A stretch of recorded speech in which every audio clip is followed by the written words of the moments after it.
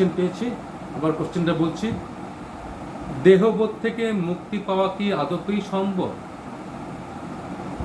বীজ মন্ত্রকে ফলপ্রসূ করবার জন্য বেদ বেদান্তের আলোচনা কতখানি প্রয়োজন? ফার্স্ট কোশ্চেনটা আমি উত্তর দেওয়ার চেষ্টা করছি। দেহবোধ থেকে মুক্তি পাওয়া কি আদপেই সম্ভব? দেহবোধ থেকে মুক্তি পাওয়া, তো একটা জিনিস আপনাদের ক্লিয়ার হয়েছে, যে প্রশ্ন করেছেন তার ক্লিয়ার হয়েছে। দেহবোধ যেটা আমাদের যাতনার কারণ, দেহবোধ থেকে আমাদের সমস্যা হয়, এটা আমরা কিছুটা বুঝতে পারছি। দেহবোধটাই আমাদের মানে অন্তরায়, এবং যখন অন্তরায়, যখন বাধা স্বরূপ হিসাবে আমরা বুঝতে পারছি, কেন দেহটা আমার একটা যন্ত্রস্বরূপ, কিন্তু এই যন্ত্রটাকে যদি আমি বলে যদি আমি ভাবি, তাহলে কিন্তু আমাদের সমস্যা। টোটাল আধ্যাত্মিক জগতের লক্ষ্য হচ্ছে এই দেহবোধটাকে থেকে নিজেকে মুক্তি পাওয়া, নিজেকে দেহবোধ থেকে নিজেকে সরিয়ে আনা। দেহটাকে আপনার টুল হিসাবে আপনি শুধুমাত্র ব্যবহার করবেন, দেহটাকে আপনি আপনার অস্তিত্ব হিসাবে ভাববেন না। এটাই হচ্ছে মূল কথা, এটাই হচ্ছে স্পিরিচুয়াল চর্চার মূল উদ্দেশ্য, হচ্ছে দেহটাকে আপনি টুল হিসাবে, যন্ত্র হিসাবে ব্যবহার করবেন। যেমন আমরা আজকে মোবাইলটাকে যন্ত্র হিসাবে ব্যবহার করছি। মোবাইল যদি আজকে খারাপ হয়ে যায়, আমি কি খারাপ হয়ে যাব? সাময়িকভাবে হ্যাঁ, যদি আমি মোবাইলের সঙ্গে অ্যাকাস্টম থাকি, খুবই থাকি, তাহলে আমি মোবাইল ছাড়া যেন আমি কেমন যেন হয়ে গেছি, আমাদের এটা বস্তুগুণের এফেক্টে হতে পারে। কিন্তু আমি একদম মোবাইল ছাড়া আমার একদম খাওয়া দাওয়া বন্ধ হয়ে যাবে, তাহলে তো আমার বুঝতে হবে আমি জড়ের উপরে একদম ডিপেন্ডেন্ট। মোবাইলটা আমার ভোগ্য বিষয়, আমি এটাকে ভোগ করি, আমি কিন্তু ভোগকর্তা। তেমনি দেহটাকে আমি ভোগ করি, দেহটা দিয়ে ভোগ করি, দেহটা আমি নই। এই জায়গাটাকে, এই যে দেহের থেকে আমাকে সেপারেট করার ব্যাপার একটা, যেটা ফার্স্টে যদি আমরা বুঝতে পারি, তাহলে কিন্তু আমরা অনেক আধ্যাত্মিক জগতে অনেক দূরে এগিয়ে গেছি। যে আমার একটা ইয়েস, এই দুটো জিনিস আলাদা, তাহলে আলাদা, এবং এই দুটো জিনিস এক করার জন্য, মানে এক হয়ে গেছে বলেই তো আমাদের কষ্ট। এই এক হয়ে গেছে বলেই কষ্ট। আমি দেহের বেদনাটাকে আমি যখন কিছু যদি পায়ে কাটে, আমি ভাবি আমার অস্তিত্ব বিপন্ন হয়ে গেছে, আমার অস্তিত্ব বিপন্ন হয়ে গেছে। এই যে অস্তিত্ব বিপন্ন হওয়া, যে মানে আমি দেহটাকে পুরোপুরি আমি নিজেকে ধরে ফেলছি। তাই বলছে এই দেহ থেকে নিজেকে, অস্তিত্বটাকে সরাতে হবে। তাই ফার্স্টে তাহলে আমরা এটা বুঝলাম, দেহ আমাদের যন্ত্র।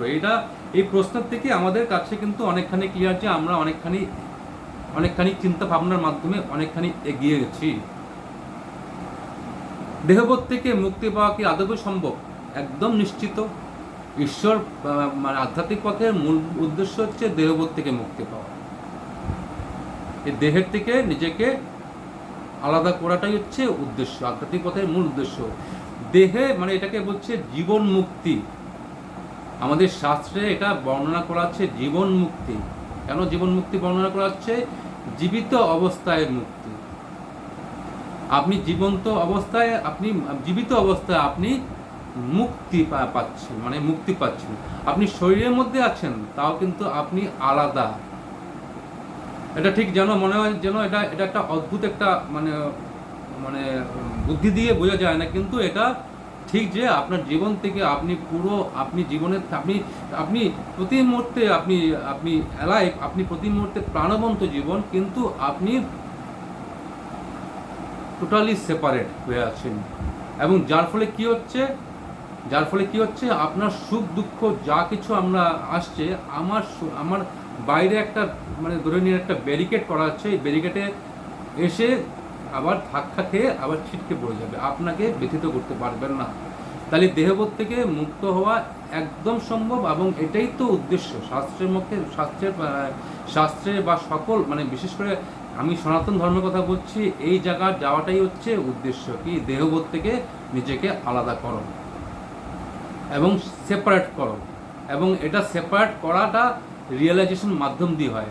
আমরা এমনি তো বুঝতে পারছি দেহটাকে আমরা নিয়ে যেতে পারবো না, এই দেহটা এই পঞ্চভূতের মধ্যেই আবার কিন্তু পঞ্চভূতের মধ্যেই আবার কিন্তু মিশে যাবে, দেহটা নিব না। কিন্তু এই যে সাময়িক সাময়িক মাঝখানে যে একটা দেহটা নিয়ে আমরা যে খেলাধুলা করছি, এটাই হচ্ছে আমাদের সমস্যার কারণ। এখানেই আমাদের মায়াতে পড়ে যাই। অব্যক্তাদিনী ভূতানি ব্যক্ত মধ্যানি ভারত অব্যক্তা নিধনান্যেব তত্র কাপড়ি দেব। মাত্র মাঝখানে কিছু জন আমাদের ব্যক্ত হয়েছে, আর আগে আমি অব্যক্ত ছিলাম, আবার আমি অব্যক্ত ফিরে যাব। এই মাঝখানে ব্যক্ত হয়েছে, এই দেহরূপে আমার ব্যক্ত হয়েছে। এই দেহরূপে ব্যক্ত হয়েছে বলে আমি দেহটাকে নিজের ভেবে ফেলছি, এটাই সমস্যা হয়ে গেছে। এখানেই সমস্যা হয়ে গেছে কি, এবং এই জন্যই বলছে, এই জন্যই কষ্ট, এবং এই কষ্ট থেকে মুক্তির উদ্দেশ্য হচ্ছে আধ্যাত্মিকতা। আমাদের আধ্যাত্মিকতার চর্চা কেন করব আমরা? এই জন্যই যে আমাদের দেহের থেকে আমার যেন মুক্তি, মানে আমার দেহ বন্ধন থেকে মুক্তি, দেহ বোধ থেকে মুক্তি।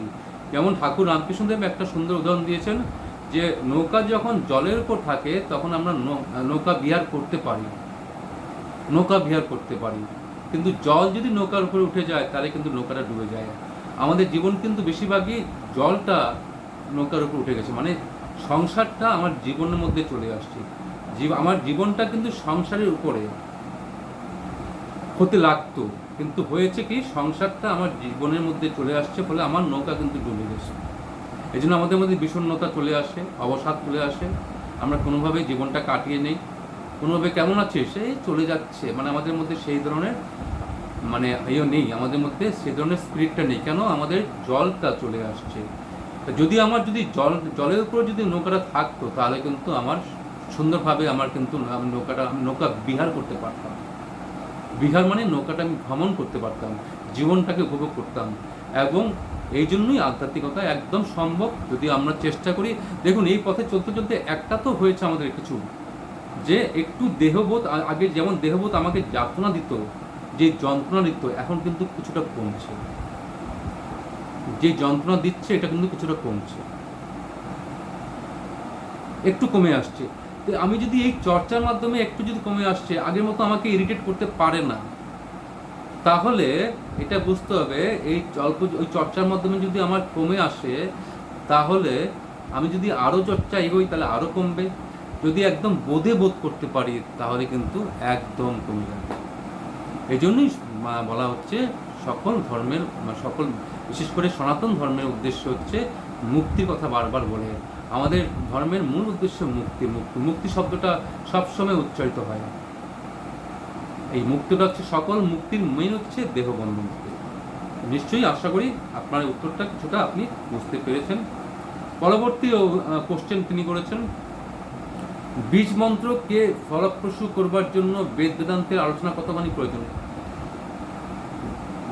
আপনি বেদ বেদান্ত আলোচনা মানে হচ্ছে কেমন ধরনের? আপনি একটা বীজ মাটিতে দিলেন, কিন্তু এখানের মধ্যে যদি সারটা না দেওয়া হয়, যদি আপনার বেড়া না দেওয়া হয়, জল না দেওয়া হয়, বীজটা কিন্তু বাইরে আসবে না, গাছ রূপে বাইরে আসবে না। এই সার দেওয়া, বেড়া দেওয়া, জল টল দেওয়া সবকিছু উদ্দেশ্য, মানে সবকিছু এগুলি মানে এটাকে রিলেট করছে এই বেদান্ত চর্চা। আমরা শুধুমাত্র দীক্ষা নিয়েই ছেড়ে যাই। দীক্ষাটা আপনার কাছে শুধুমাত্র অ্যাডমিট কার্ড পাওয়া, আপনাকে তো কলেজে ভর্তি হতে হবে, মানে আপনি বীজ মন্ত্র পেয়েছেন, বীজ পেয়েছেন, বীজটাকে আপনাকে পরিবেশ দিতে হবে, মাটিটাকে উর্বর করতে হবে, রোপণ করতে হবে, বীজারোপণ করে তারপরে আপনি এই গাছে আপনার পরিণত হবে, এবং সেই গাছের শীতল ছায়া, গাছের যে ফল প্রথম কিন্তু আপনি ভোগ করবেন। তো সমস্ত কিন্তু এই শুধুমাত্র বীজ নিলেই হলো না। সবাই আমরা দীক্ষিত, মহাপুরুষ বা আমাদের ঈশ্বর প্রাপ্তি কিন্তু খুব কম জনের কিন্তু হয়। কেন? আমরা জানি না পরবর্তী জীবনে যে আমাদের দীক্ষার পরে যে আরও কিছু আমাদের আছে। দীক্ষা শুধু কিন্তু দীক্ষায় সীমিত না, সবাই দীক্ষা নিতে হবে। ওই কোথায় দীক্ষা নেবেন? ইস্কনে নিব। কোথায় নিবে? ইস্কনে। কেন ইস্কনে নেবেন? আমরা ইস্কনের 3 দিন আমাদের ফ্রি থাকে, বা এই ধরনের কিছু কিছু সংগঠনে, বা আমাদের অমুক জায়গায় দীক্ষা নেব, কি ওই জায়গায় নারায়ণ স্বামী বা রামকৃষ্ণ মিশন দীক্ষা নেব। আমাদের কাছে এইসব হচ্ছে স্ট্যাটাস সিম্বল, যেটা স্ট্যাটাস সিম্বল আসে। আমি কিন্তু মিশনের দীক্ষিত, আমি কিন্তু ইস্কনের দীক্ষিত। কিন্তু দীক্ষিত উদ্দেশ্য কি হচ্ছে? আপনি জাস্ট একটা বীজ মন্ত্র পেয়েছেন, কিন্তু বীজ মন্ত্রের সঙ্গে সঙ্গে আপনাকে আরও কিছু করতে হবে। যদি বীজটাকে যদি গাছে পরিণত করতে হয়, তাহলে আপনাকে কিন্তু আরও অনেক কিছু করতে হবে। কি করতে হবে? বীজটাকে মাটির মধ্যে পুঁততে হবে, তারপরে আপনাকে সার দিতে হবে, এর আগে মাটিটাকে উর্বর করতে হবে, সারটা দিয়ে টিয়ে যা আপনার আছে মানে আগাছাগুলোকে সরাতে হবে, সরিয়ে তারপরে কিন্তু আপনার কি বলে জল টল দিয়ে টিয়ে তারপরে আপনি আস্তে আস্তে গাছে পরিণত হবে। তো বীজের জন্য বীজ মন্ত্রটাই পরে আপনার অনেক কিছু করার ব্যাপার আছে। সংসার যেমন করলেই সংসার, শুধুমাত্র বিয়ে করলেই কি সংসার? শুধু ছেলে মেয়ে জন্ম দেওয়া কি সংসার? সংসারের মধ্যে ছেলে মেয়ে জন্ম দেওয়ার পর সংস্কার দিতে হয়, সংস্কার দিয়ে আস্তে আস্তে আপনার ছেলে মেয়ে বড় করলেন। শুধুমাত্র এডুকেশন দিলে হবে না, সংস্কার দেওয়ার ব্যাপার আছে, অনেক কিছু লম্বা প্রসেস। সংসার মানেই খালি বিয়ে থা নয়, সংসার মানে যেমন একটা লম্বা প্রসেস, তেমনি বীজ মন্ত্র নেওয়াটা শুধু সাফিসিয়েন্ট না, সেখানে অনেক কিন্তু লম্বা প্রসেস আছে। হ্যাঁ, লম্বা প্রসেস শুনলে আমাদের যেমন ক্লাস, আমি যখন 1-এ পড়ি বা আমরা যেমন যারা পড়াশোনা একাডেমিক মানে থেকে অনেক মানে বেরিয়ে আসছে, তারা অনেক সময় পিছন দিকে যখন পিছনে ফেরে, তখন আমরা ভাবি আরে ক্লাস 1 থেকে পড়ে কতটা বছর পড়েছি। কিন্তু যারা আজকে মানে আবার যদি আপনাকে বলা হয় ক্লাস 1 থেকে আপনাকে পড়তে হবে, আপনার কিন্তু মাথা খারাপ যাবে। কিন্তু আজকে বাচ্চাটি যখন 1 থেকে পড়ছে, কিন্তু পড়তে কিন্তু সে কিন্তু ভাবে না যে আমাকে এত পড়তে হবে, একসময় কিন্তু সে একটা গ্র্যাজুয়েট বা পোস্ট গ্র্যাজুয়েট হয়ে কিন্তু বেরিয়ে যায়। তেমনি আমাদের শুরুটাকে করলে কিন্তু আস্তে আস্তে দেখবেন অনেক দূর অব্দি আপনি এগিয়ে গেছেন। শুরুটাকে করতে হবে, এই শুরুটাকে খুব দরকার। তাই বলছে বীজ মন্ত্র একটা মানে। আবার বীজ মন্ত্র সম্বন্ধে আরেকজন কোশ্চেন করেছে হোমেনবাবু, 108 বার কেন করতে হয়? 108 বার একটা খুবই একটা মানে মানে মানে একটা ফিগার, খুব মানে গুরুত্বপূর্ণ ফিগার বলা হয়। শাস্ত্রের অনেক কিছু এটা নিয়ে ব্যাখ্যা আছে। অ্যাস্ট্রোলজিক্যাল সার্ভেতে মানে জ্যোতিষবিদ্যার মধ্যে 108 বারের অনেক কিছু ব্যাখ্যা আছে। 108 বার একটা খুব পবিত্র সংখ্যা, এবং এই পবিত্র সংখ্যা যেমন সব দিনই দিন, কিন্তু কিছু দিন আমাদের পবিত্র দিন, কিছু মুহূর্ত পবিত্র দিন। আবার জব কেন করতে বলা হয়? সন্ধ্যার সময় কেন বলা হয়? সকাল সন্ধ্যা জব করবে কেন? ওই একটা প্রহর থেকে আরেকটা প্রহর যাওয়ার সময় একটা ট্রানজিট পিরিয়ডে ওই সময় একটা পবিত্র মুহূর্ত থাকে, সেখানে এফেক্টটা পাওয়া যায়। তেমনি আপনি সংখ্যার মধ্যে বলা হয় 108 বারটা কিন্তু একটা বেশি এফেক্ট হয়ে যায়। 108 বারটা কিন্তু একটা বিশেষ গুরুত্বপূর্ণ সংখ্যা, এবং এটা অনেক মানে জ্যোতিষবিদ্যা থেকে শুরু করে আরও জায়গাতে অনেক ধরনের ব্যাখ্যা আছে। কিন্তু এটা জানবেন মূল বিষয় হচ্ছে 108 বার। অডিওটা একটু অফ করে দাও। প্রণাম, আমি কথা বলছি, ঠিক আছে। 108 বারটাকে বিশেষ গুরুত্বপূর্ণ একটা সংখ্যা। এই জন্য এই 108 বার মিনিমাম করলে কি হয়, এটা একটা রেজাল্ট পাওয়া যায়। যেমন আপনি খাওয়া দাওয়ার একটা লেভেল আছে। এই জায়গা আপনার খেতে হবে। আপনি শুধুমাত্র যদি 1 গ্লাস খেয়ে নিন, আপনার শরীরে স্বাস্থ্য লাগবে না। একটা মিনিমাম একটা আছে, ডায়েট আছে। সব জায়গায় একটা ফিক্সড একটা ফিগার আছে। সেই ফিগারে যদি আমরা করতে পারি, তাহলে কিন্তু আমার লাভ মিনিমাম। এবং এটা আরও আপনি ম্যাক্সিমাম করতে পারেন, আরও বেশি করে করতে পারেন, তাতে আরও বেশি লাভ। কিন্তু মিনিমাম 108 বারটা একটা সংখ্যা দেওয়া আছে, এই সংখ্যাটাকে একটা গুরুত্বপূর্ণ সংখ্যা। আশা করি কিছুটা আপনাদেরকে বোঝাতে পেরেছি। নেক্সট বলুন, কেউ কোনো কোশ্চেন করেছে? বলুন, কেউ কোশ্চেন করলে? হ্যাঁ বলুন।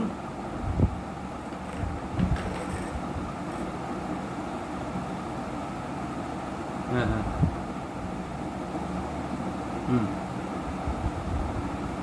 3 বার বলা হয় মানে ওম শান্তি 3 বার বলা হয়। আমাদের ত্রিবিধ পীড়ায় আমরা দগ্ধ, চিতাব জ্বালাতে দগ্ধ, সংসারী মানুষরা চিতাব জ্বালাতে দগ্ধ। ত্রিবিধ পীড়া, আদিদৈবিক, আদিভৌতিক, আধ্যাত্মিক। শারীরিক পীড়া, মানসিক পীড়া এবং ন্যাচারাল ক্যালামিটি। এই ত্রিবিধ পীড়ার থেকে আমরা এই যখনই শরীরের মধ্যে আপনি ঢুকলেন, সব আপনার পীড়া শুরু হয়ে গেল। শরীরের জ্বালা, মানসিক কষ্ট সব কিছু আপনার কিন্তু হতে শুরু করলো। এই ত্রিবিধ পীড়ার থেকে আপনি মুক্ত হওয়ার জন্যই মানে এখানে 3 বার বলা হচ্ছে ওম শান্তি, ওম শান্তি, ওম শান্তি।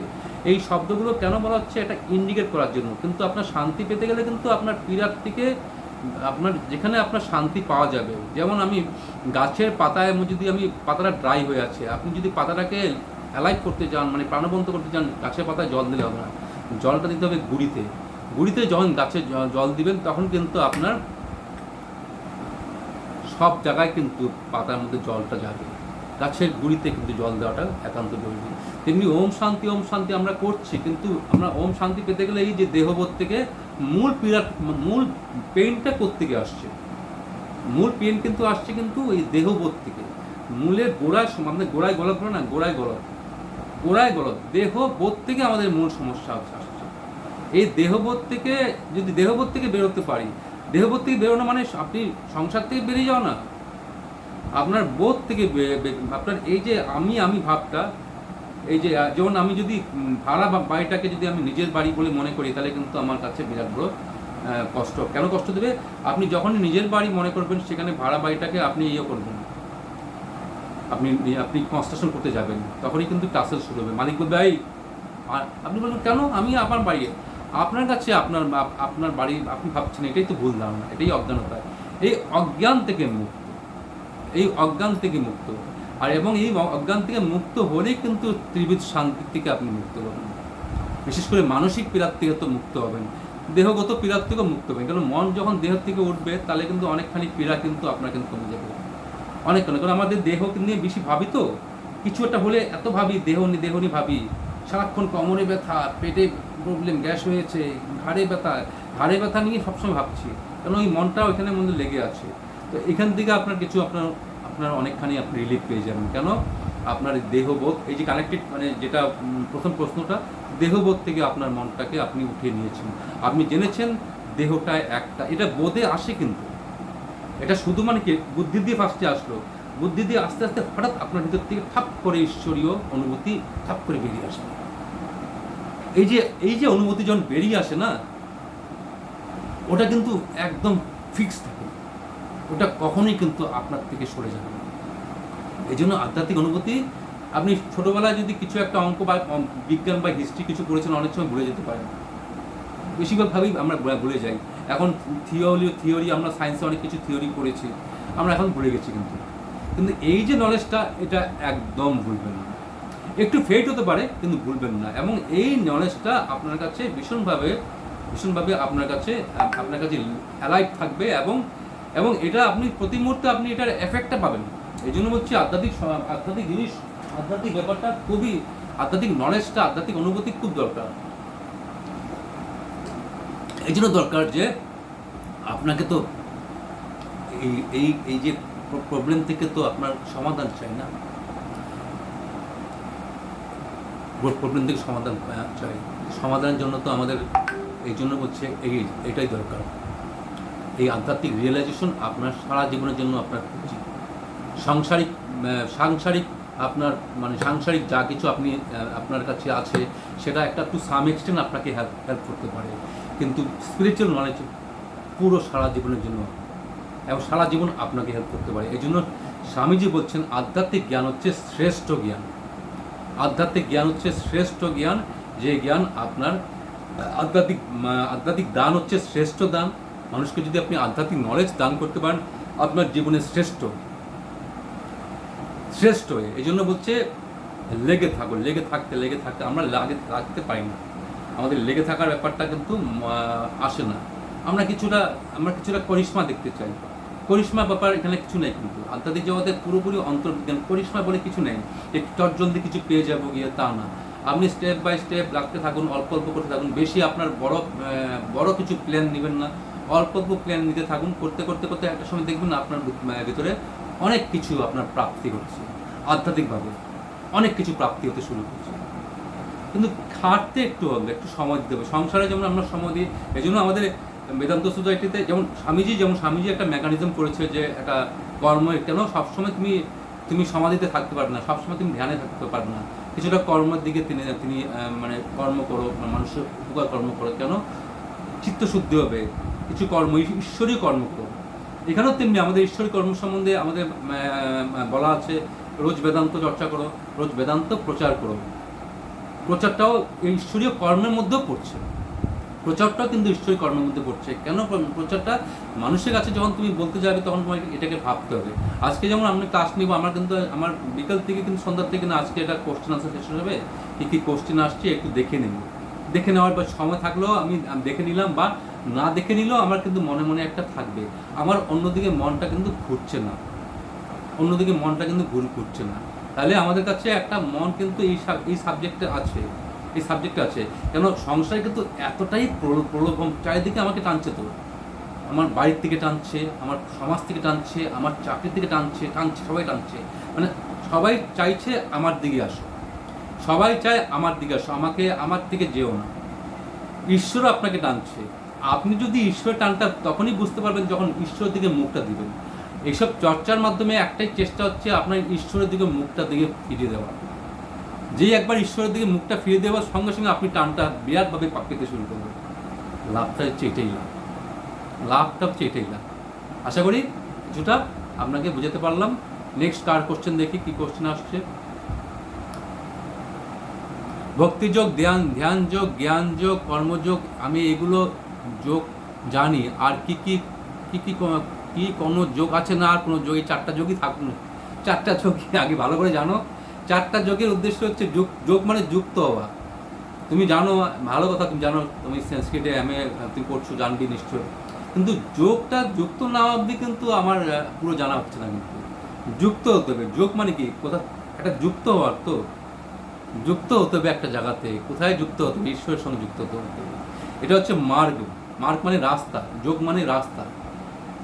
রাস্তাটা কিন্তু কোথায় নিয়ে যাবে? ঈশ্বরের দিকে নিয়ে যাবে। ঈশ্বরের সাথে তোমার যুক্ত হতে হবে, তখনই কিন্তু যোগের ব্যাপারটা তোমার কাছে পুরো জানাটা হবে। না হলে কিন্তু তোমার কাছে একটা ফিলোসফিক্যাল জ্ঞান। প্রণাম, আপনি কিছু বলবেন? হ্যাঁ প্রণাম, কিছু বলুন, আবার বলুন, কোশ্চেনটা আবার বলুন। বুদ্ধি আর কি? বুদ্ধি আর কি? শব্দটা ক্লিয়ার হচ্ছে? আপনার শব্দটা ক্লিয়ার আসছে? ধি,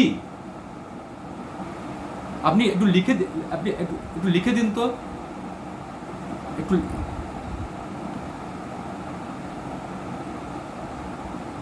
বুদ্ধি, আবার ধি শক্তি, মানে এখানে ধি শক্তি বলছে, আবার ধারণ করার শক্তি নেই, আমার মনে হয় বোঝাচ্ছে ধারণ করার শক্তি। আমি ঠিক একজ্যাক্ট ওয়ার্ডটা মানে মানে আমি ঠিক বুঝতে পারছি না। ধি শক্তি মানে হচ্ছে ধারণ করার শক্তি।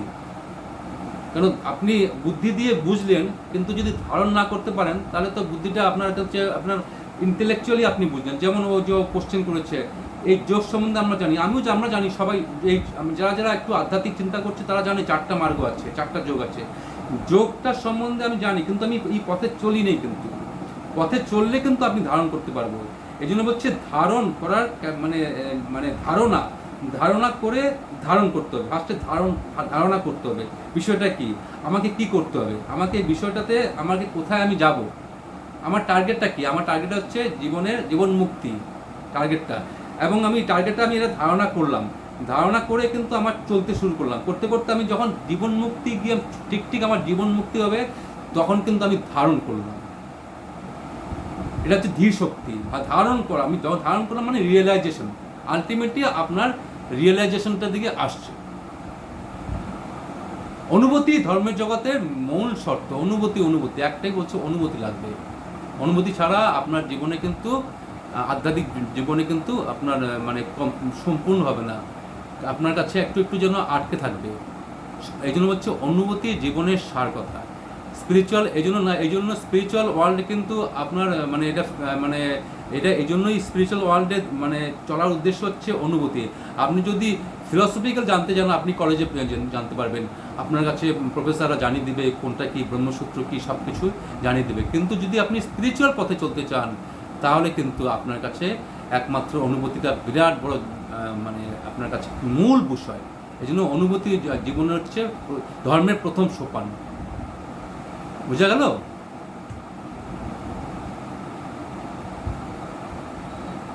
হ্যাঁ,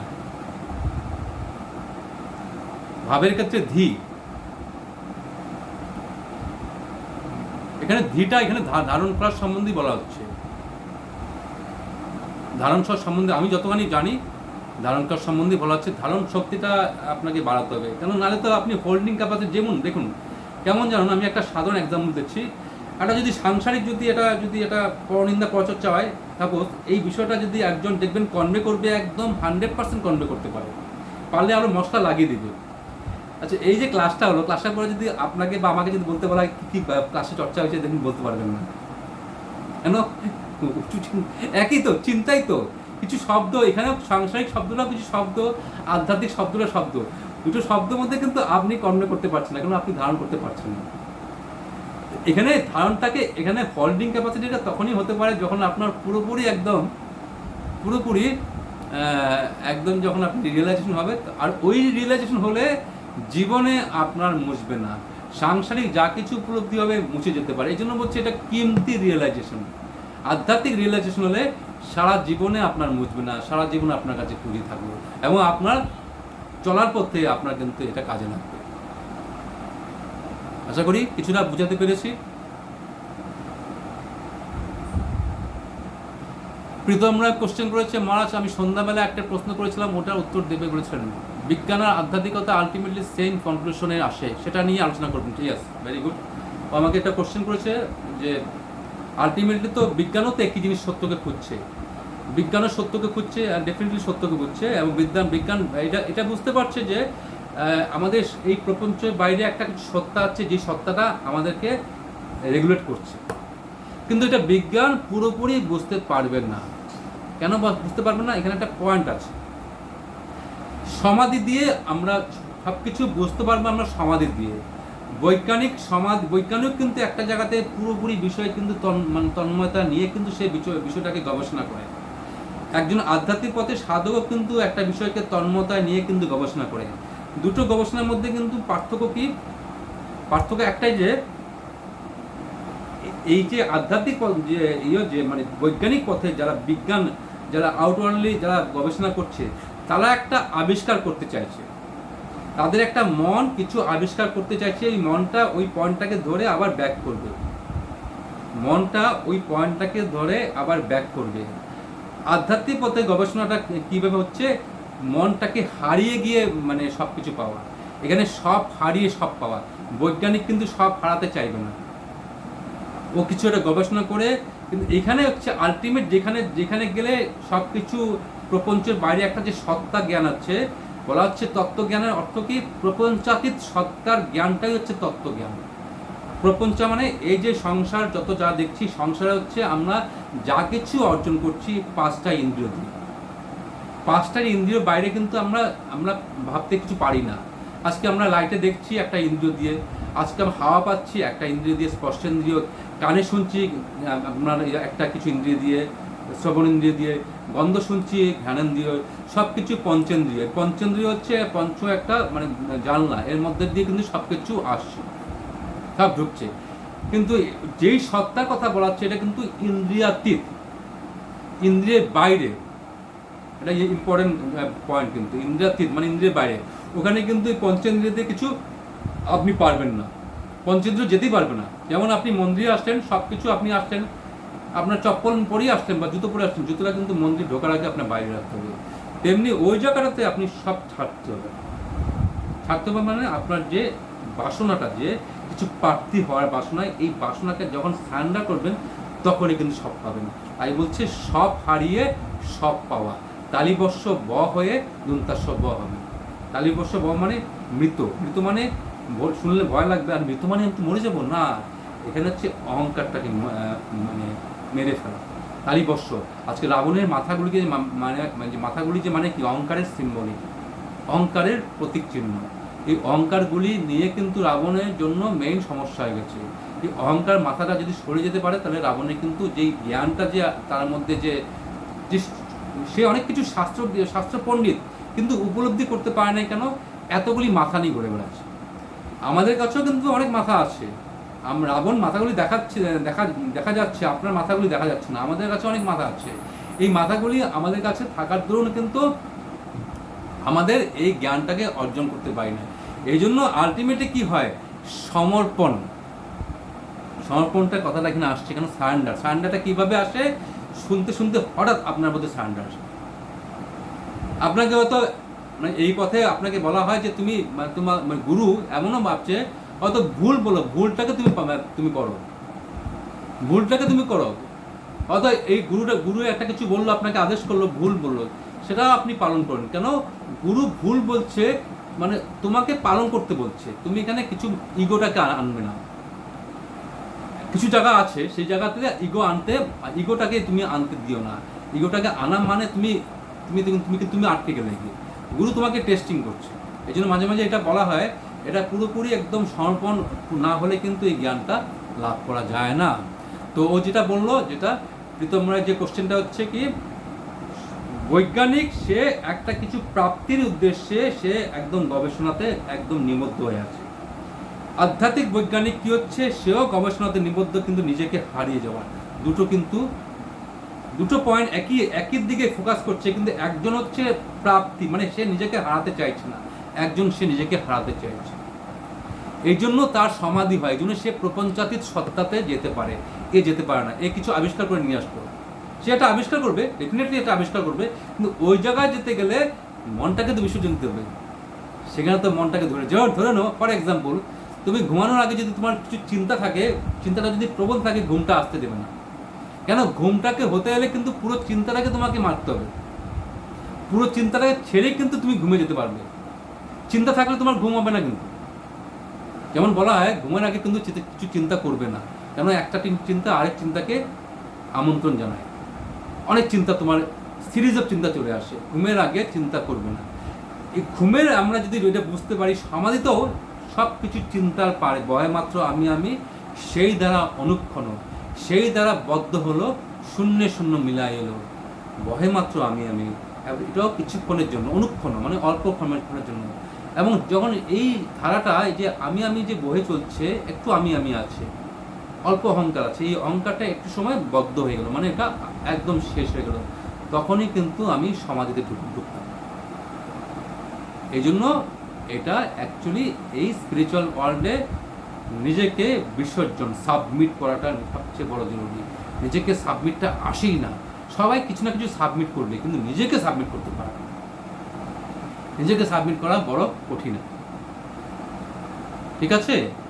আর কে আমার বাড়িতে ইষ্টদেবতা আছেন, ঘরে বসে এই জপ করতে। হ্যাঁ, ওই যে এটা ঠিক কথা, মঠ মিশনে কেন যাই, ঘরে বসে জপ করতে পারেন, আপনি ঘরেই মন্দির হয়ে যাবেন। আজকে এই যে আমরা আশ্রমটা, এটা কিন্তু আমরা কেনার আগে একটা বাড়ি ছিল, অমুক দত্তের বাড়ি বা অমুক দাসবাবুর বাড়ি। যেই আমরা কিনলাম, এটা আশ্রমের শব্দতে কনভার্ট হলো। সবাই কিন্তু বলছে এটা আশ্রম। কেন বলছে? চিন্তাধারা কিন্তু একই, বিল্ডিং একই আছে, বিল্ডিং ভাঙা হয়নি, কিছু আমরা রিস্ট্রাকচার করেছি, কিন্তু খালি নামাঙ্কনটা কীভাবে চেঞ্জ হলো? চিন্তাধারার মাধ্যমে। এখানে আপনার স্পিরিচুয়াল চিন্তা হচ্ছে, এই জন্য এটা আশ্রম মানে কি? যেখানে আশ্রয় পাবেন। আপনার বাড়িতে, আপনার মন্দিরে, মঠে গেলে আপনার মনটা বেশি শান্ত কেন হয়? যেখানে আপনার কাছে ওখানে একটা এনভায়রনমেন্ট আছে। ওই যেমন এসি রুমে ঢুকলে আপনার ঠান্ডা হওয়ার চেষ্টা করতে হয় না, আপনি এমনি ঠান্ডা হয়ে যান। এসি রুমে ঢুকলে কিন্তু ঠান্ডা হওয়ার চেষ্টা করতে হয় না, ঠান্ডা হয়ে যায়। তেমনি মন্দির মঠে গেলে আপনার একটা কন্ট্রিবিউশন আপনি পান, কি আপনার মনটা যেন শান্ত হয়ে যাচ্ছে। কিন্তু আপনি যদি এটা বাড়িতে আস্তে আস্তে এটা ধাতস্থ করে নেন, তাহলে কিন্তু বাড়িতেই আপনার আশ্রম। এই জন্য বলা হচ্ছে তো গৃহস্থ আশ্রম। কেন বলা হচ্ছে? গৃহস্থ তো একটা আশ্রম। চারটা বর্ণ যেটা আমাদের বলা হচ্ছে, সবই কিন্তু আশ্রম। কোনোটাকে আশ্রম বাদ দিয়ে নেই। এই চারটা বর্ণই কিন্তু আপনাকে নিয়ে যাবে ঈশ্বরের দিকে, আধ্যাত্মিক পথেই নিয়ে যাবে। এবং ওই লক্ষ্যের জন্য আপনি সংসার করা, লক্ষ্যের জন্যই সংসার করা। এবং এই লক্ষ্য যদি আপনি সাধিত করেন, তাহলে আপনার জীবনটা কিন্তু শুষ্ক, জীবনের অর্থবহ, জীবনের কোনো আপনার ভ্যালু আসবে না। যেটা আরো কেউ কোশ্চেন করলো, আর কিছু কোশ্চেন করতে করুন।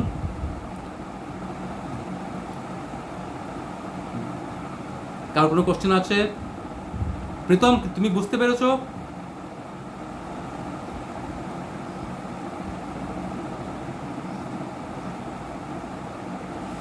ভগবানের প্রতি মনটাকে বিশেষভাবে নিবিষ্ট করা যায়, যার জন্য আপনার এই যে চিন্তা চর্চা, নাম করো। রাম ঠাকুর বলছেন রাম করো, নাম করতে করতে রুচি হবে, রুচি আসতে প্রেম আসবে, প্রেম আসলে অনুরাগ আসবে। একটু রিপিটেডলি শুনতে হবে। আপনারা শুনতে দেখবেন মনটা আপনার ঘুরে যাচ্ছে। একটু প্রথম সময় দিন, সময় দিতে আপনার দেখবেন আপনার মধ্যে ইচ্ছা জাগৃত হচ্ছে। যখন ইচ্ছা জাগৃত হবে, তখন কিন্তু আপনার সময়ও বেড়ে যাবে, আপনি টেস্ট পেতে শুরু করবেন। আপনি আপনি কোনোভাবেই আপনি এটা নিয়ে আপনি ভাববেন, কিন্তু আপনাকে প্রথমে একটু কিন্তু নিজেকে পুশ করতে হবে। এই জন্য হচ্ছে আত্মকৃপা অবিহনে জীব হয় ছাড়কার। আত্মকৃপাটা খুব জরুরি, মানে নিজের প্রচেষ্টা। আমার এটা সব জায়গাতে নিজের প্রচেষ্টা, কিন্তু স্পিরিচুয়াল ওয়ার্ল্ডে না। পড়াশোনার ক্ষেত্রে বলুন, বিজনেস করতে বলুন, বা আপনি চাকরি করতে বলুন, বা আপনি অন্য কোনো বিষয় নিয়ে বলুন, প্রচেষ্টা। আজকে তেন্ডুলকর যখন গিয়ে ছক্কা মারে আমরা হাততালি দেই, কিন্তু এই ছক্কার পিছনে কিন্তু অনেক প্র্যাকটিস। তেমনি এই পথেও আপনি একটু তো সময় বার করতে হবে, সংসারে একটু সময়, সংসার থেকে একটু সময় বার করতে হবে। 1 ঘন্টা হলেও আপনি ঈশ্বরকে দিন। যেমন সপ্তাহে আমাদের 4 দিন ক্লাস হয়, 4 দিন আপনি সপ্তাহে কিন্তু আপনি কটা ঘন্টা পান? 24x7 কত হচ্ছে 168 আওয়ার্স। তার মধ্যে আপনি 4টে ঘন্টা কিন্তু আপনি ঈশ্বরে দিন। 168 আওয়ার্সের মধ্যে 4 ঘন্টা কি সাফিসিয়েন্ট? সাফিসিয়েন্ট না, আপনাকে একটু আরও বাড়াতে হবে। তাই কী করতে হবে? একটু বাড়িতে বসে মাঝে মাঝে একটু রাত্রেবেলা ঘুমানোর আগে একটু কিছু পড়ুন, পড়ে যান, একটু পড়ুন বা বাড়িতে একটু, বা আপনি একটু একটু জবটাকে বাড়ান, বা কারুর সঙ্গে কথা বললেই ঈশ্বরীয় প্রসঙ্গ করুন। ফোনে তো আপনার ফোনে তো কথা বলতেই হয়, নানান প্রসঙ্গে কথা হয়। আমরা তো ফোনে কী করি, কী রান্না করেছিস আজকে? রান্না একটা বিরাট সাবজেক্ট আমাদের। রান্না কী রান্না? না রান্না আজকে তো হয়নি, আজকে ও বাজারে যায়নি। এই টপিক থেকে ঘুরে একটু অন্য টপিক করুন না। না আজকে না একটা ক্লাস শুনেছি, ক্লাসের মধ্যে এই কথা হয়েছে, তুইও পারলে আইকা একটু ক্লাসটা। ও বলতে না না এইসব আমার মন নেই রে, আমার ভালো লাগে না। একটু শুনে দেখ, আমারও ভালো লাগতো না, ওকে একটু করুন, রিকোয়েস্ট করুন। আপনার কি উদ্দেশ্য? ও আসুক বা না আসুক, কিন্তু আপনি তো চর্চা করছেন, এটা একটা চর্চা হলো, এটা নিয়ে হলো। বা আপনি যে এই যে কোশ্চেনটা করছেন, এটাও তো একটা আপনার কাছে চর্চার মধ্যে পড়ছে, যে আপনার মধ্যে একটা জিজ্ঞাসা আসছে। একজন ভক্ত কৃপার সম্বন্ধে বলা হচ্ছে, কৃপা 4 কৃপা: আত্মকৃপা, সাধকের স্বপ্রযত্ন, শাস্ত্রকৃপা, শাস্ত্র আমরা যে বিবেক চূড়ামণি বা বিভিন্ন গ্রন্থের আমরা পড়ি, সেটা সাধকের স্বপ্রযত্ন কথা, মানে শাস্ত্রকৃপা বলা হচ্ছে। শাস্ত্র আপনাকে বলা হবে এই করতে, এটা হচ্ছে শাস্ত্রকৃপা। তারপর হচ্ছে গুরু কৃপা, গুরু বীজ মন্ত্র পেলেন, আপনি এগিয়ে গেলেন, এটা গুরু কৃপা। তারপর হচ্ছে কি ঈশ্বর কৃপা। এই 4 কৃপার মধ্যে হচ্ছে মানে 4 কৃপা নিয়ে একজন মহাত্মা ব্যাখ্যা করছে। এর মধ্যে একজন ভক্ত জিজ্ঞেস করছে, মহারাজ সব কৃপা তো আমি বুঝলাম, ঈশ্বর কৃপা বুঝলাম, শাস্ত্র কৃপা বুঝলাম, গুরু কৃপা বুঝলাম, আত্মকৃপাটা বুঝলাম না।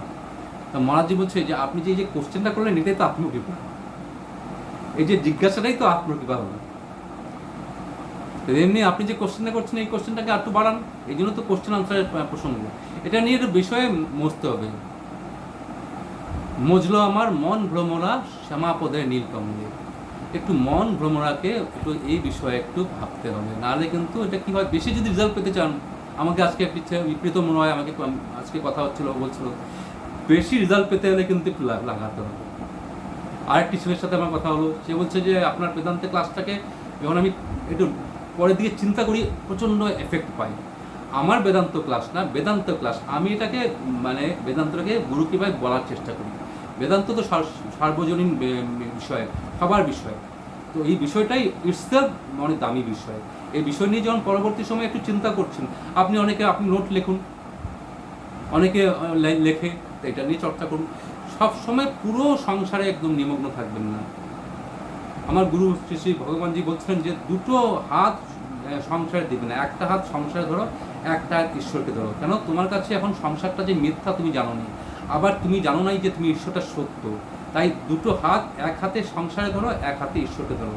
তারপরে যখন কালান্তরে যখন তুমি সাধনার মাধ্যমে তুমি জানতে পারবে যে সংসার অ্যাকচুয়ালি মিথ্যা, তখন 2টো হাতই ঈশ্বর দিয়ে চলে আসবে।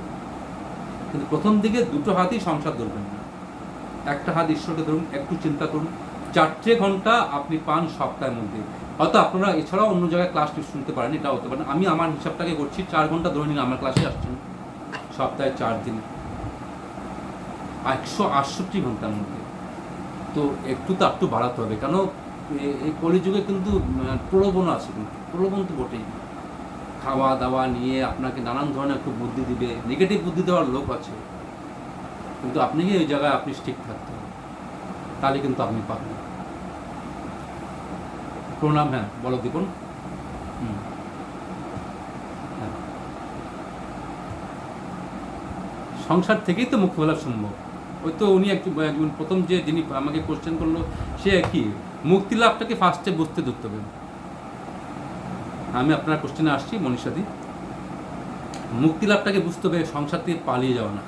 খালি জাস্ট তোমার যে আমি মানে সংসারটা আমার বলে যে আমি ভাবছি, বা আমার দেহটাই আমি বলে ভাবছি, এই দুটো ভাবনাই তোমার ভুল ভাবনা। যেমন দেহটাতে ব্যথা হচ্ছে বা দেহতে পেইন হচ্ছে, এটা কে দেখে? আমি দেখি। দেহ কিন্তু আমাকে বলে না, কিন্তু মানে এটা আমি দেখি। কিন্তু আমি দেহে কোনো জায়গায় ব্যথা হচ্ছে সেটা আমি দেখি, কিন্তু দেহ বা আঙ্গুল কি আমাকে দেখেনি? না, আমি আঙ্গুলকে দেখি। কোনটা দেখি? আঙ্গুলকে আমি দেখি, আঙ্গুল আমাকে দেখে না।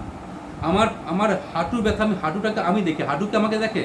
তাহলে আমি দেহের থেকে কিন্তু আমি একটু সেপারেট, কিন্তু আমি সেপারেট হলে আমি দেহটাকে নিজে ভাবছি। এটাই হচ্ছে সমস্যা। এই গোড়ায় এই পয়েন্টটাকে ঠিক করলে বাস তুমি স্পিরিচুয়াল। তুমি বাড়িতে থাকো বা তুমি হিমালয়ে থাকো, তাতে কোনো আসে যায় না। তুমি একদম স্পিরিচুয়াল পুরুষ।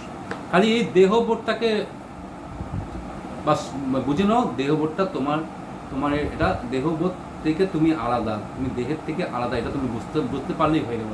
যেমন টিভিটা আমার খারাপ হয়েছে, আমার টিভিটা খারাপ মানে হয়েছে, এই কথা অর্থ হচ্ছে আমি এবং আমার টিভি দুটো সত্তাকে আমি মানছি। আমি এবং আমার টিভি দুটো সত্তাকে মানছি। টিভি আমার থেকে আলাদা, তাই টিভিটাকে আমি সারিয়ে নিলাম, কত ঝামেলা। কখনোই ভাবি না টিভিটা আমি ভাবি কি টিভিটা আমি, তা না, টিভিটা আমার ভোগ্য বিষয়। তেমনি দেহটা আমার ব্যথা হচ্ছে, দেহ থেকে আমার দেহের ব্যথা হচ্ছে, আমার শরীরটা খারাপ, আমার শরীর মানে শরীর থেকে আমি আলাদা। এটা তো লজিক্যালি আমরা বুঝলাম, কিন্তু আমার রিয়েলাইজেশনে বুঝিনি। অনুভবে বুঝতে হবে দেহের থেকে তুমি আলাদা। ঠাকুর রামকৃষ্ণদেব বলতেন, যখন নারিকেল শুকিয়ে যায় তখন নারিকেলের শ্বাসটা আলাদা হয়ে যায়। খুব গুরুত্বপূর্ণ কথা, খুবই দামি কথা। নারিকেলের শ্বাসটা আলাদা হয়ে যায়, তখন নারিকেলটা নড়তে থাকে। খুব গুরুত্বপূর্ণ কথা। এটা কিন্তু আমরা বুঝছি কি?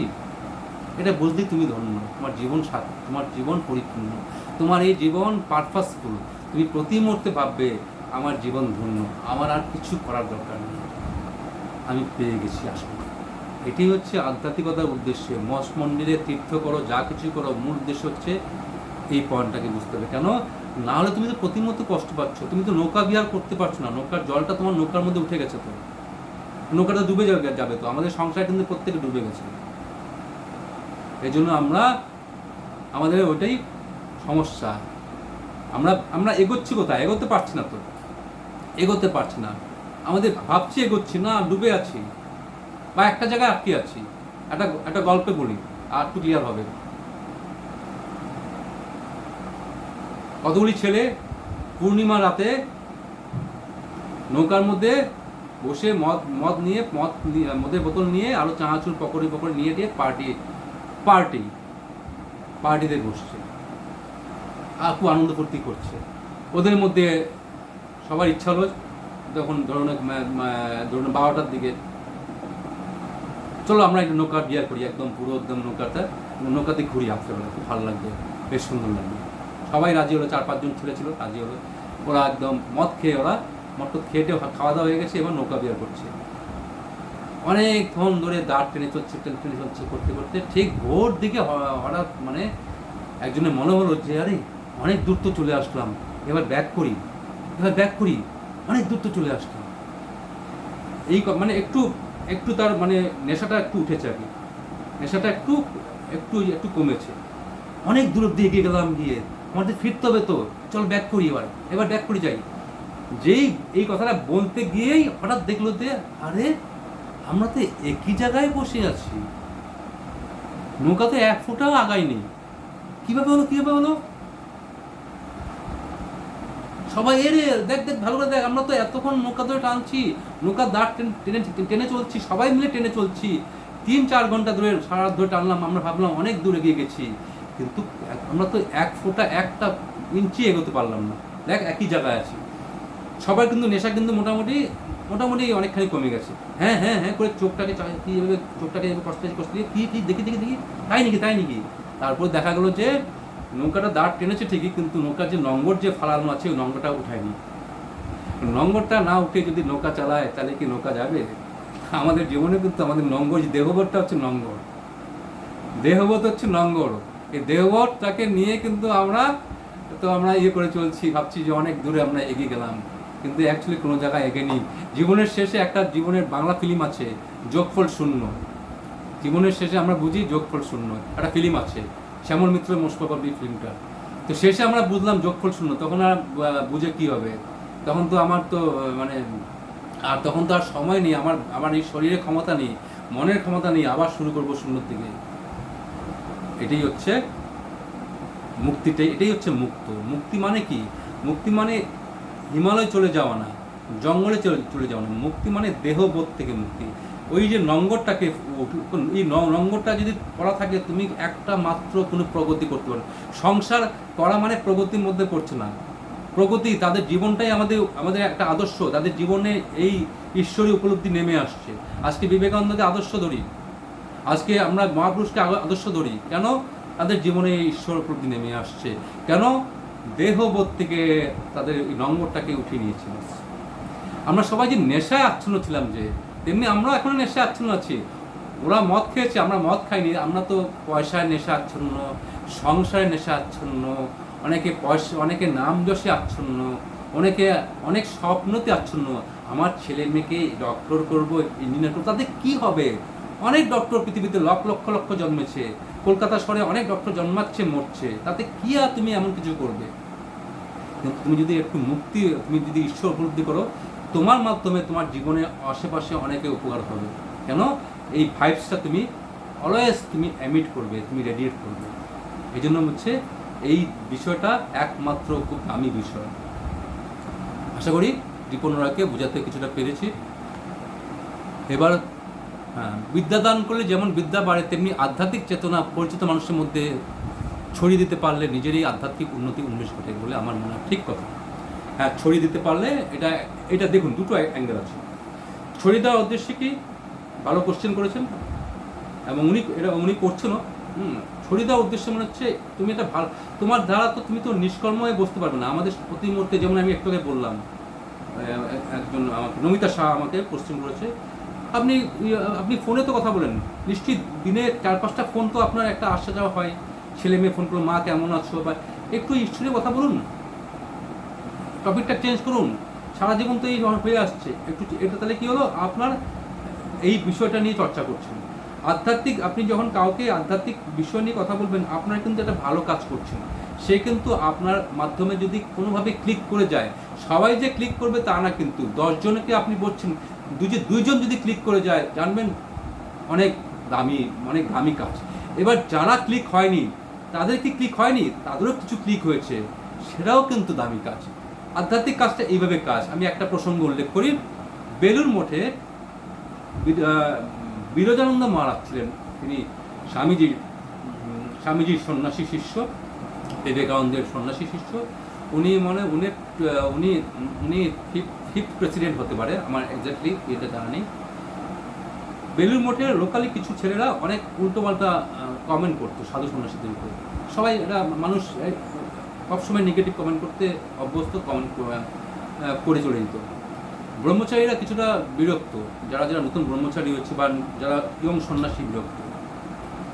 ওনারা একদিন মহারাজকে বললেন, বিরজানন্দ মহারাজকে বললেন যে এরকম উল্টোপাল্টা কমেন্ট করে এরকম আমরা খুব বিরক্ত হই।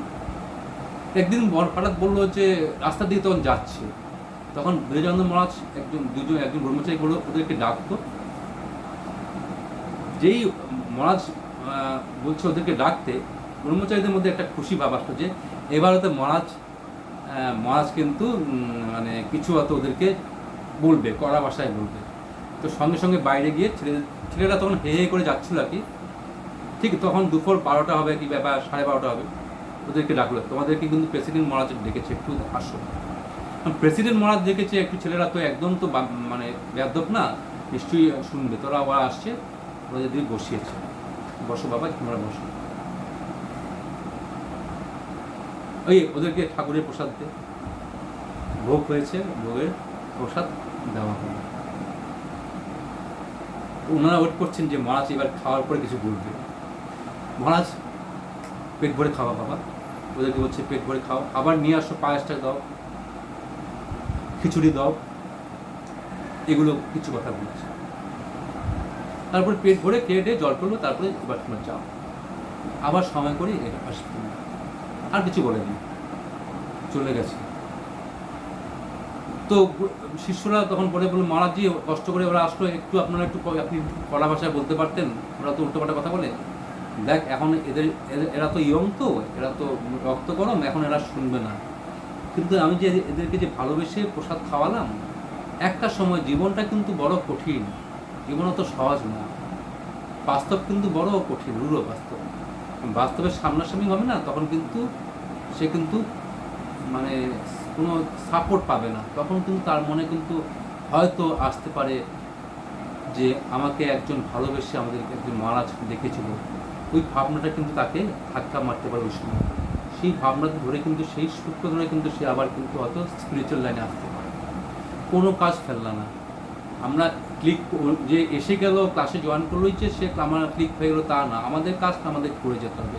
এটা একটা উপকারের আমার একটা ফল হবে কি, আমারও একটা কিন্তু কাজে আসছে যে মানুষের কাজে আমি লাগছি, এটা একটা হলো। কিন্তু আরেকটা উপকার হচ্ছে যেটা আমি বাইরের দিকে প্রচার করব, ঠিকই আছে করবো, কিন্তু আমি আবার চেষ্টা করব আমি আত্মিক উন্নতি আনার জন্য, ধ্যানের মাধ্যমে হোক, জপের মাধ্যমে হোক, ঈশ্বরের সাথে কানেক্ট হওয়ার। কেন যে আমরা যে চর্চা করলাম দেহবোধ, মুক্তি, যা যা শব্দগুলি আমরা শুনলাম, সেটাতে কানেক্ট হওয়ার জন্য এইসব আমার বাইরে একটা সাহায্য উপকরণ মাত্র হবে, কিন্তু আমার ভিতরের দিকে আমার চেষ্টা করতে হবে কি উপলব্ধির জায়গাতে, উপলব্ধির জগতে আমাকে প্রবেশ করা। কারণ উপলব্ধির জগতে প্রবেশ করলে কিন্তু আপনার কথা কিন্তু আরও বেশি জোরালো হবে, এনার্জি সম্পন্ন হবে, দেখবেন যে আপনার কথাগুলির মধ্যে জোর বেড়েছে এবং কাজে আসছে। দুটো সাইডে কিন্তু আপনাকে করতে হবে। আশা করি মুক্তির জন্য সবসময় কি কর্ম করতে হয়, কী ধরনের কর্ম করা দরকার। আজকে তো মুক্তি আমাদের বুঝতে হবে, মুক্তিটা আমরা যদি শুনে থাকি এটা আমরা বুঝবো। আজকে লাইভটা করছি না, আজকে রেকর্ডিং করছি, আপনারা পরে দিয়ে আমি ইউটিউবে আপলোড করব। আমরা মুক্তি সত্যি সত্যি আমাদের বুঝতে হবে, মুক্তিটা কি আমাদের খুব প্রয়োজনীয় বস্তু, যেমন সংসারটা আমাদের কাছে প্রয়োজনীয় বস্তু, মুক্তিটাকে বুঝতে হবে। আমরা যখন মুক্তির প্রসঙ্গে আসে, ঈশ্বরের প্রসঙ্গে আসে, তখন আমরা বলি না না এই জন্ম কি হবে, নেই জন্ম পূরণ হবে, এই জন্ম আমরা একটা সাধুসঙ্গ করি, একটু ভালো কাজ করি। মুক্তি অনেক বড় কঠিন জিনিস, এইসব কি আর হবে ঠাকুরের কৃপা। তখন আমি কিন্তু পরের জন্য কথা ভাবি, মানে পরের জন্য আমি কাজটাকে ফেলে দিই। যখন আমি মোবাইল কেনার কথা বলি বা আমি বিয়ে করার কথা বলি, তখন কিন্তু ভাবি না, তখন বলি না পরের জন্মে বিয়ে করব, আমার কি বিয়ে করার কি আমার কি শক্তি আছে, আমি পরের জন্মে বিয়ে করব, তখন কিন্তু আমার পরের জন্য কথা বলি না, কিন্তু এই জন্মেই বিয়ে করি, এই জন্মেই কিন্তু আমার মোবাইল টোবাইল যা কিছু ঘুরে কাশ্মীর ঘুরে আসলাম এই জন্মেই, পরের জন্মে কিন্তু আমার কাশ্মীর ঘুরি না। কিন্তু যদি আমার কাশ্মীর ঘোরার যদি আমার প্রসঙ্গ আসে, আমি পরের জন্মের দিকে ঠেলে দিই না। তাহলে আমাদের ঈশ্বরের পথে যখনই কিছু আসে তখন কিন্তু আমরা পরের জন্মের দিকে ঠেলে দিই, মানে আমরা বলছি কিন্তু যে কিন্তু আমাদের কাছে ওই জোরালো কিন্তু আসেনি। যদি জোরালো আসে তাহলে কিন্তু আপনার কি করতে হবে, সাধু সঙ্গত অনিবার্য, আরও দেখবেন ভিতর থেকে এসে যাবে কি করতে হবে। ভিতরে চাওয়াটাকে খালি বাড়ান, আপনার চাওয়াটাই কিন্তু পরবর্তী দিকে আপনাকে ধাপগুলি নিয়ে যাবে। যেমন ছেলে বলছে মাকে, মা আমার লেট্রিন পেলে আমাকে সকালে ডেকে দিও, মা বলছে আমাকে তোকে ডাকতে হবে না, তোর লেট্রিনি প্রেশারই তোকে ডেকে দেবে। প্রেশারটা যদি আমাদের আসে, আধ্যাত্মিক জগতে প্রেশারটা যদি আসে, অটোমেটিক কিন্তু আপনি কিন্তু দেখবেন যে আপনার চাওয়া পাওয়া কিন্তু বেড়ে গেছে, আপনার কিন্তু আরও আরও আরও নতুন নতুন ভাবনা উদ্ভাবনা শক্তি বেড়েছে।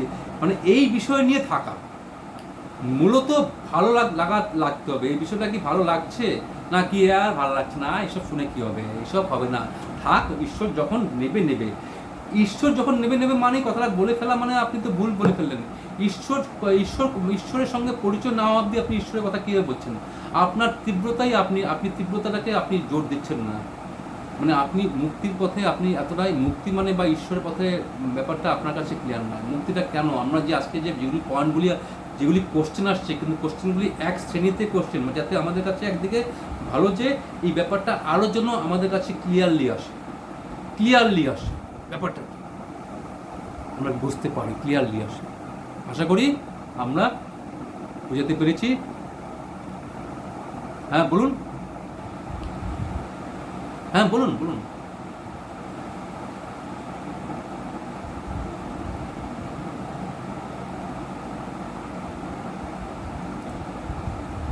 খুব সুন্দর।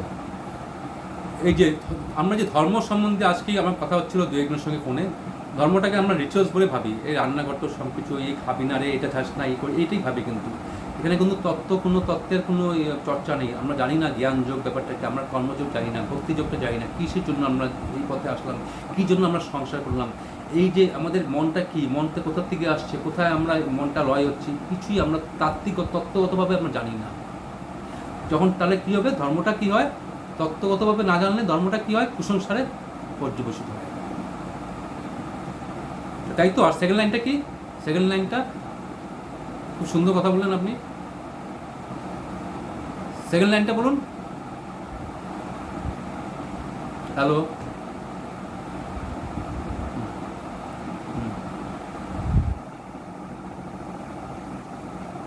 হ্যাঁ। আবার ধর্ম মানে, ধর্মবর্তিত দর্শন মানে হচ্ছে ধর্ম, এখানে যদি আমি বুদ্ধি কসকসানি করি তাহলে কিন্তু আবার নাস্তিকে যাবো গিয়ে, আমাকে এটা উপলব্ধির দিকে যেতে হবে। ধর্ম, স্বামীজি বলছেন ধর্মের প্রথম সোপান হচ্ছে অনুভূতি। আমার কি অনুভূতি চাই, আমার কি হচ্ছে, অনুভূতির দিকে আমি যাই। উনি যে বললেন, রত্নাভূমিক আমাকে প্রশ্ন করলেন, ঠিক কথা। উনি আমার মুক্তির দিকে যেতে হবে।